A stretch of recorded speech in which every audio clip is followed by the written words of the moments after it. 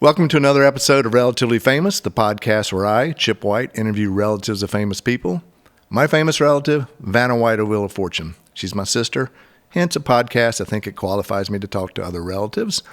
And speaking of relatives and vacation, although I didn't speak of vacation, if you're looking for the perfect vacation, be sure to go to visitmyrtlebeach.com. That's visitmyrtlebeach.com. Myrtle Beach, South Carolina, my hometown area, 60 miles of a beautiful coast, beautiful beach, golf courses, restaurants, family-friendly events. If you happen to have an autistic child or a sensory-sensitive child, Myrtle Beach is really known. They kind of cater and help with that. You can go to visitmyrtlebeach.com and learn more about traveling the spectrum, as the TV show on Peacock is. That's Traveling the Spectrum on Peacock, and visitmyrtlebeach.com. Today, I am flying pretty much blind with our guest. I have, as you know, I don't do a lot of research, and Leslie Mouton here in San Antonio, actually in-house today, is the mother of Nicole Mattox, who is blowing up in the vertical film world. And the whole vertical film world is new to me, but the fans love them, and this is going to be fun talking to Leslie today.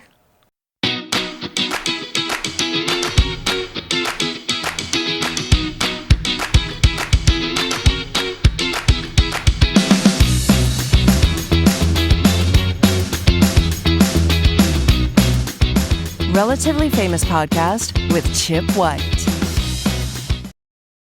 Leslie, welcome to Relatively Famous. Well, thanks for having me. It's an honor to be part of this today. I think it's a great idea for a podcast. I love it.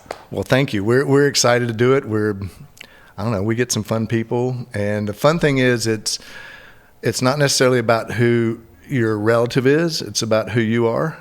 And the funny thing about this, and what I said, my little bit of research is, it could have gone either way. I could have had your daughter on to interview about you. Tell me a little bit about your career first. I was a 35-year newscaster, journalist, and loved my time in TV news. The last 21 years of my career were here in San Antonio at KSAT, the ABC affiliate, and I anchored the morning show. And I just had such a blessed career. And when I was 35, which, oh my goodness, I can't believe it, that is 25 years ago this month, I was diagnosed with breast cancer. And back then, it was still a taboo kind of topic and people didn't really talk about it. So I decided to go public with it and let cameras follow me through every aspect of it, and even anchored one newscast bald to bring awareness to cancer and to, show that even though you're young, you still can get it. That ended up becoming this super viral thing. I was on Oprah, I was on Good Morning America. So that kind of launched me into this celebrity zone in the news industry. And then I, still to this day get emails and phone calls about people who are diagnosed. So I feel like I was used in a great way, and it's a blessing. But my daughter, Nicole, was only 2 years old when all this happened. And so she has been through a lot, and her young, she's 27 now. But she watched me go through everything I did on camera in front of everything. I got to tell you, I'd hoped she would get into journalism, and she had none of that. She didn't want to, but I'm super proud of what she is doing. Well, I can understand why she didn't do it. I worked at Inside Edition and American Journal for years, and it burned me out. Yeah. Everything had to be negative. It was never, pitching a positive story was tough, and I was just like, and it was during OJ and Monica Lewinsky. Oh, I remember those days very well. I was like, I'm done, man. When a friend said, I've got a show on Nickelodeon, it's only 9 months, I'm in. I had a kid on the way. I took this big leap, man, just because I was so burnt out in news. I was blessed because I was in that generation where news was still really journalistically, it had a lot of integrity. You always told both sides. It's become so divisive, and the stories just got to be so depressing. I wanted to get out of that part. I wanted to, my 60s, I want to do something I feel like is worthwhile and giving back, and not just collecting a check. Although you do like the check, don't get me wrong. Absolutely, yes. But I'm very blessed for the career I had in news, and now it's my turn to kind of step back. I'm working in a nonprofit now, and watch Nicole blossom into who she is going to be in her adult life. Now, tell me a little bit about Nicole. I know that she won a Best Actress in the Vertical world. She got the first ever Queen Award for the 2025 Vertical Awards, and It's Best Actress, but they call it the Queen Award for the Best Actress and the King Award for the Best Actor. And that was just recently, and she was blown away. She was not expecting to win. And you can tell when you see her accept the award, she was genuinely like just so touched and so honored. She was like, I didn't prepare anything because I really didn't think I would win. But, she always said she wanted to be an actress. She has been in theater and everything. She was a little bitty kid. And I was like, but that's a really hard job. Like, television news is one thing. You're talking the hardest industry there is. She took radio, television, film at UT Austin, graduated. She did the UTLA program, which is kind of their study abroad where they have an actual studio and everything in Burbank, and they let you train in Burbank and intern. And when she went to LA, I knew I lost her because she loved the weather. She loved everything about the energy of it. And so she graduated and she interned at KSAT for a while. And she just didn't like the news side of things, kind of the things that you're talking about. So she said, Mom, I'm saving my money. I'm going to LA and I'm going to give it a shot. And here we are. How old was she when she moved to LA? I'm going to say she was 24. So she was older. Yeah, about 24. Because we had John Eisman, Madison Eisman. She's in Jumanji and a bunch of things. Yes. We had her dad, John, on. And we talked about, like, okay, now your daughter's, she was, I think, 16, and she was still young. Very young. Wanted to go out there, and they made this whole decision. Well, the wife, her mom, went and moved out there with her. It wasn't like, okay, honey, off you go. And at least she was a little older, so you didn't have to like really hold her hand. Mm-hmm. But yes, exactly. But I was still scared. I mean, LA is far from Texas, and it's expensive. There's just a lot of fears, but I just had to trust God and say, you have to go you get one shot at life. And she's our only child, and I want her to experience life as she wants to experience it. And so she did it, and I can remember when she got her first audition for Vertical, and she was like, Mom, this is like not kind of but it pays okay. And I'm like, you do you. My first thing I said, is there nudity? She's like, no, Mom. I'm like, okay, all right, yeah, just want to make sure that you're making smart decisions. And then it turned into one after another, and she's always getting work, and she signed with Real Short, and that just took off, and she's traveled all over the flippin' world to shoot some of these and made great friends. And some of them are really cheesy, but she is working her tail off and loves every minute of it. Yeah, we had Cayman Cardiff's mom on, and he's in the Vertical film world. And to me, I remember when they first started coming out, like you said, as a filmmaker, I'm going, oh my God, these things are so bad. Why are people watching them? But I would get sucked in. As you said, they are today's versions of the soap operas we grew up on. Exactly, and I love those kind of when I was hooked growing in, but they're huge. The budgets are now getting over $1 million for them. The fans, and you have more mainstream producers of content that are jumping on. Like I heard Netflix is starting to do it, and 20th Century Fox is doing. So you have others. It just wasn't big in this country for so long. And finally some people woke up and said, wait a minute, what's going on here? And so you have more and more jumping on board, which is great for Nicole. She's just blessed that she got in early, so she already has a name for herself in that realm.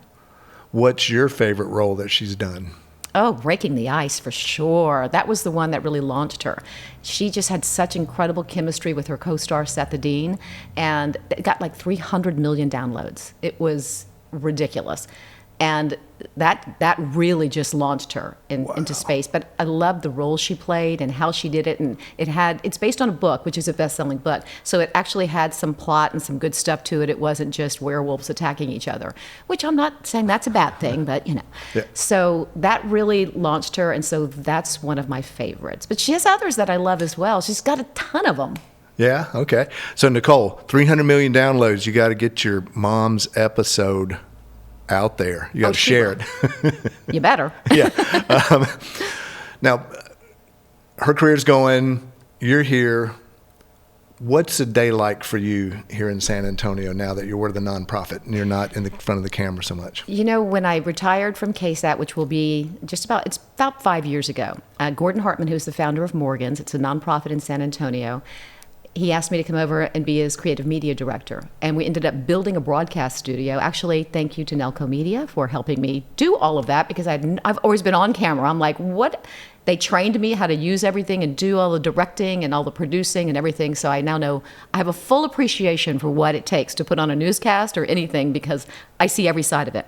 But so he came, come work for me. And so it's turned into where I get to use the things I love to do, which storytelling is what I love. But I get to tell stories that are so impactful and so meaningful, and get to be part of this mission to spark cultural change across the world, where individuals with disabilities aren't an afterthought. And people look at people who have disabilities differently and realize they can actually be part of everything if we just give them a little effort to make sure that we make things accessible and inclusive for them. Not saying, oh, we're going to put a ramp over there so you can get into the building. But no, you can you can go in the same door as everybody else. We're going to think about those things. So it started as Morgan's Wonderland, which is a theme park in San Antonio. Tell us a little bit about it really quick. All right. Gordon Hartman and his daughter, Morgan, everything we do is inspired by experiences Morgan has had. She has cognitive and physical disabilities. And when they were on vacation and she was like 16, she wanted to play with other kids in the pool, and they were put off by the way she communicated. They were scared. They jumped out of the pool and left. It broke his heart. And he said, there's got to be a way to create places where people are exposed to people of differing abilities. That's how Morgan's Wonderland came about.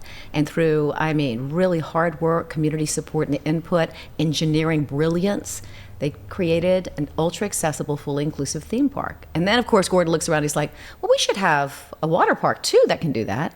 And then he looks, we should have a sporting complex. And then we should have a camp.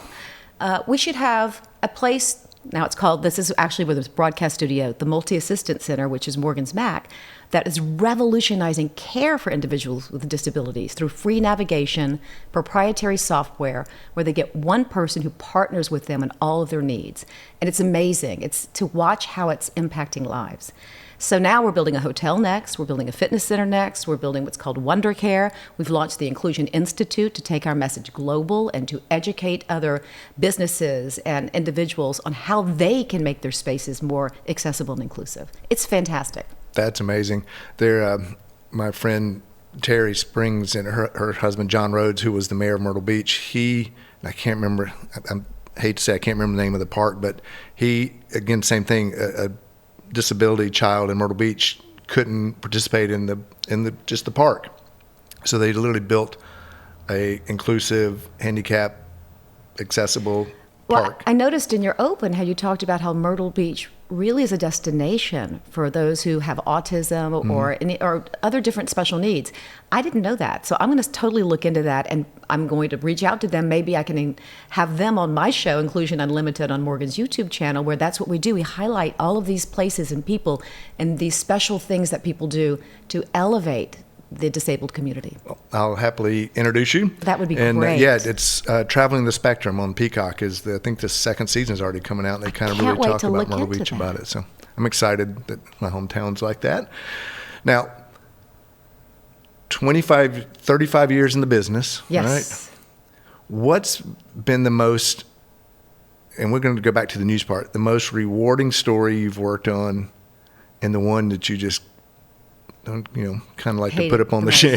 Yeah. I think the most rewarding was my own story, just because it gave purpose to my battle with cancer, and it really did open people's eyes to the fact that, having cancer, going through chemo, losing your hair, it doesn't have to define you, and you don't have to be ashamed of it, and you can talk about it and be open. If you want to wear a wig because you want to wear a wig, good for you. But if you're wearing it because you don't want to see yourself in the mirror because of a shame that you feel, that saddens me. So I feel like I was used in an impactful way through my story.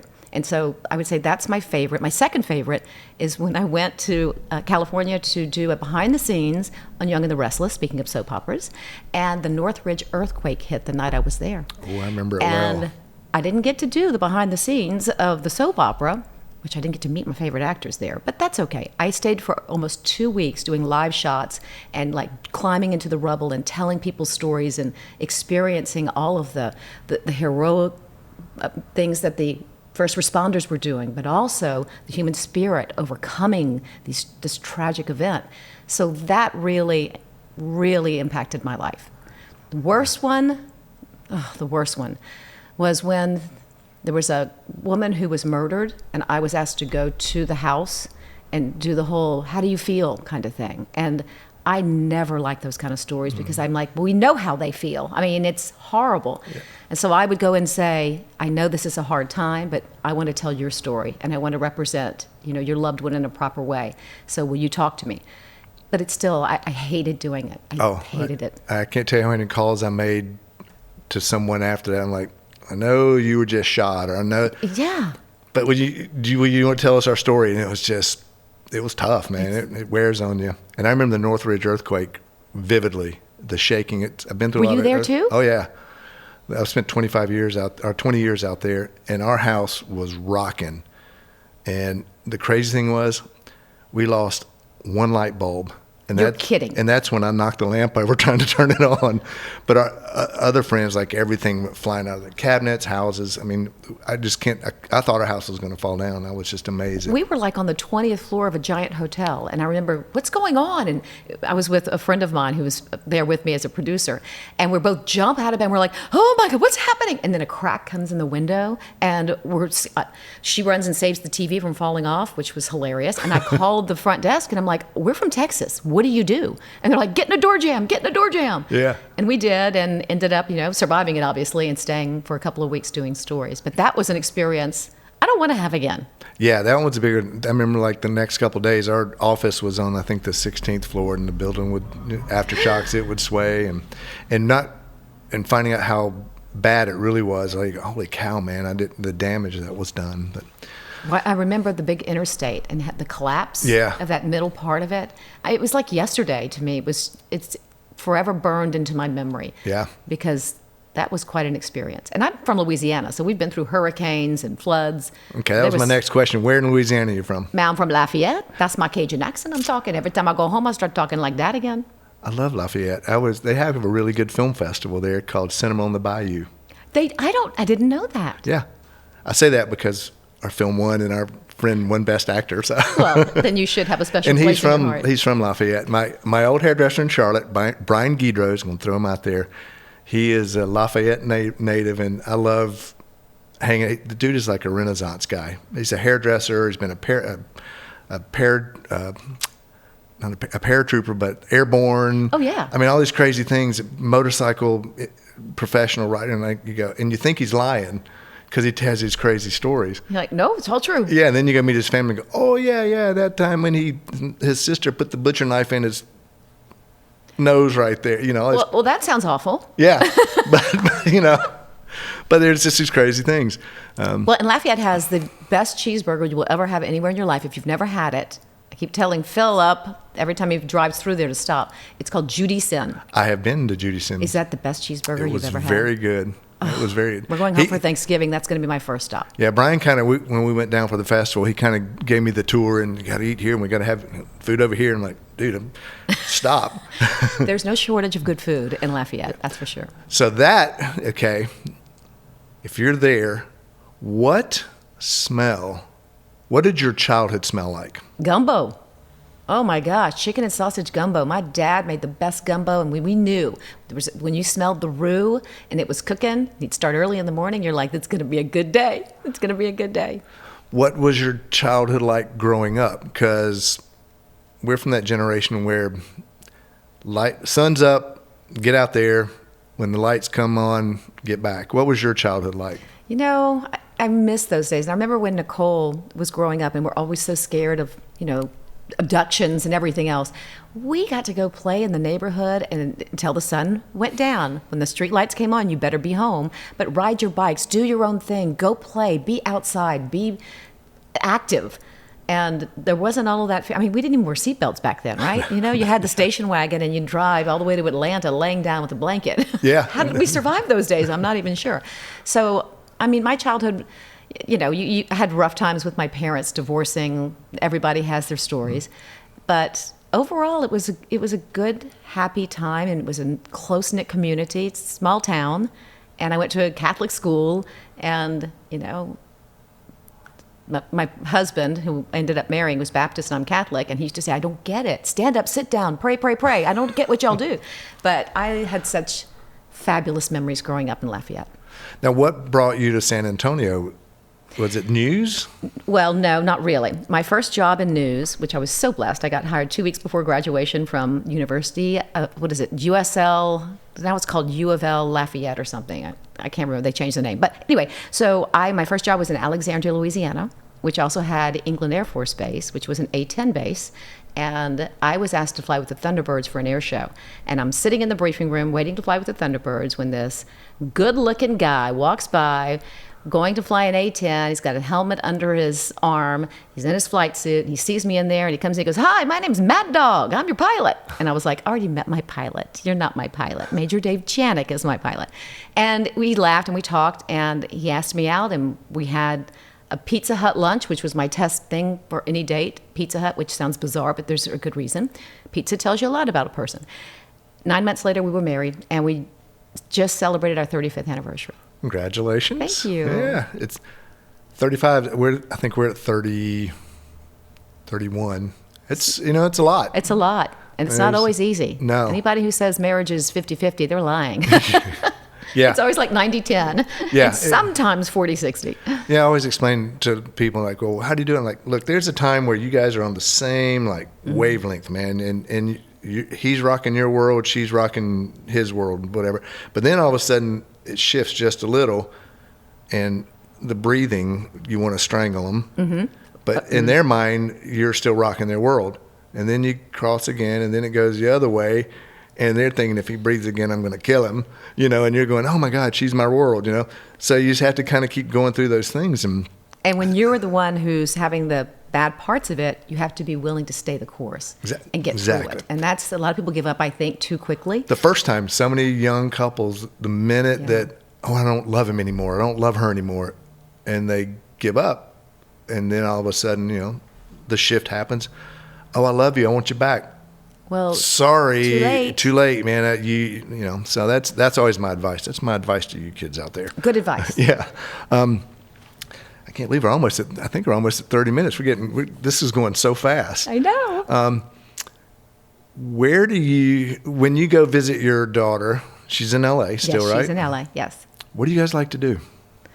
Well, this is a bad mom thing. I actually haven't visited her very often there because she's always visiting me and going on trips with me and my husband.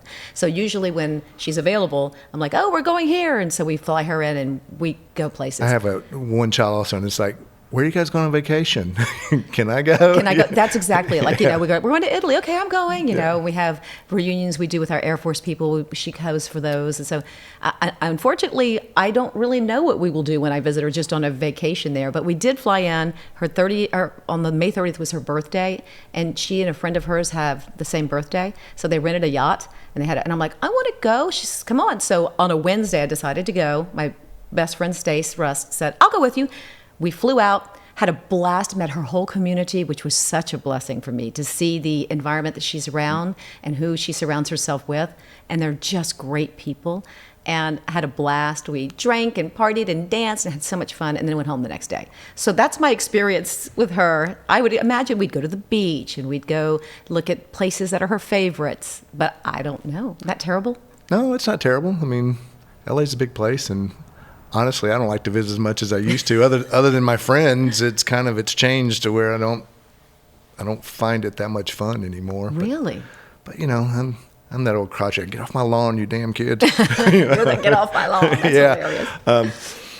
Where do you see yourself going in the next 10 years? Because look, we're still young. I don't care what they say. Yeah, that's true. Well, if you ask Gordon, and it's so funny, I'm 60 and he's 61. And so, he'll always say, oh, look, you're hitting the big 60. How you feel to be old? I'm like, always younger than you. Yeah. But if he has anything to say about it, we'll still be working and we'll still be pushing this whole Morgan's mission. 10 years from now, 20 years from now, I mean, he never quits. But I would like to at some point retire, I think. I don't know when that would be. Definitely not in the next 5 years. I really love what I'm doing right now. Do you guys see that expanding to other cities? Or is the goal to take this huge complex that you guys are building and or maybe there are in other cities? I'm not sure. We would not want to duplicate what we do, But that's why we created the Inclusion Institute, so that we can actually guide you and be your partner and help you achieve the same things we've done and be the think tank for you and your partner alongside to help you make things happen like we have. We're kind of like, we're an environment of education through all that we've learned and what we've done. And we're happy to help you and share anyone across the world our secrets and what we do and how we do it, and help other people do it. And that's our hope, is that it does become global, but more with the mindset and the practices, not us actually being on the ground building a building, but more educating and forming and aiding other people to do what we do. Very cool. Now, who do you think gets recognized more when you're together if you're walking through the airport? You or your daughter? Probably, well, it depends which airport. San Antonio, I'm still recognized everywhere. She was just on Good Day Sacramento, and first thing the guy said was, "Your mom's a legendary news anchor, Leslie Mouton, how's she doing?" And I was like, now that was not expected. So she definitely, depending on where you are, now she's getting recognized more nationally than I would be. In San Antonio, everybody still knows me, but she's on her way up big time. Okay, so as my sister got more famous, and I would travel with her, and keep this in your mind as you guys start traveling, as her career takes off. Vanna walks fast to an airport. There's no lagging, man. It's hard to keep up. But I'm walking and I'm watching people 20 feet ahead as we're doing this cross, and you can see the mind clicking, and then by the time it registers, she's 20 feet that way, and they're like turning, going that. So there's a method to her madness. Yeah, but start watching the people as you pass and see if you can start seeing that recognition. One of the things I'm noticing, people are recognizing her, like she'll be out with Seth and they're having, whatever, a drink or food or what, and people will start videotaping them. Look who I see, and they're whispering, and they post it on their social media. So, and then that they tag them. So that's how I see all those. So that is happening to her somewhat already. Yeah, it's fun, but kind of creepy. Kind of creepy. Just Vanna's been in it for so long. She's so used to it. She'll take people's camera and take a picture. Well, and she's so loved. She's not controversial. Depending on the type of famous person you are, probably indicates some of the reaction that you get depending on the people you're around. Who doesn't love Vanna White? Everybody loves Vanna White. Thank you. It's true. I heard her brother's a jerk, though. Well, I would argue that point because I met him and he's a pretty cool guy. Thank you. Okay, I think that we are definitely almost past time. What's the one question I did not ask you that you wish I'd have asked? How is Nicole handling this sudden rise to notoriety and success? And my answer to that would be, she still remains humble and grateful and grounded, and that makes me so proud of the human being she is. And that is awesome. Tell her, like Vanna, to keep Dolly as her what's the word, to emulate, Oh boy, Dolly. Yes, that's a good one. As Vanna said, that's who I emulate, the kindness and the generosity and genuine kindness. Yes, and the look, you're world renowned, but you're still humble about it. So anyway, great success for Nicole. Next time she's in town, we'll have her on to talk about her famous mom. She's coming in for Thanksgiving, I'm just saying. Oh, okay.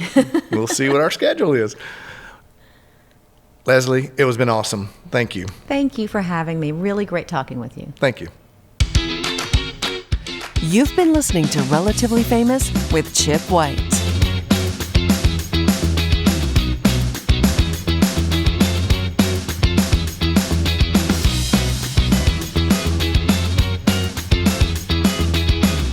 Please like and subscribe to Relatively Famous with Chip White.